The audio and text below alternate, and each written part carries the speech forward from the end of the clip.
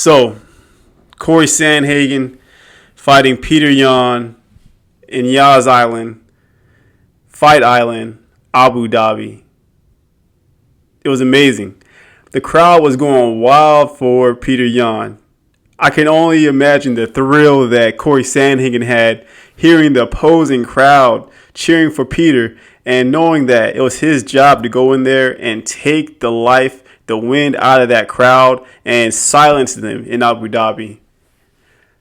And there wasn't a moment in the entire fight where you didn't think that Corey Sandhagen could pull out something crazy. But it's a marathon fight, and in that third leg, that's when Petr Yan started taking over.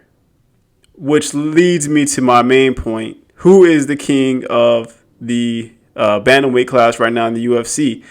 Now, real quick, I'll just tell you this, or remind you of this. There was a time where Petr Yan was seen as a paper champion. A lot of people, the whole Twitter universe of MMA Twitter, there were people saying that this man cannot be considered the UFC champion because he's only beating the names of Jimmy Rivera, John Dodson, and Uriah Faber. And then he fought Jose Aldo in an interim title fight, and he won that fight. But people still were not convinced.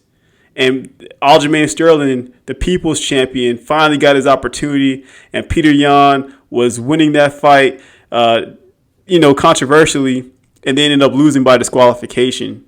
So first and foremost, kudos to the UFC brass for getting it right, and kudos most importantly to Petr Yan for capitalizing and showing what it is. Real quick, I just want to tell you and remind everybody, Petr Yan's record is 16-2. Let's not count the Aljamain Sterling fight, and let me take you back to 2016. He lost that fight by a split decision. So you know what that means? Technically, this guy right now could be 18-0. He's not, but technically his record speaks to that. Again, great fight.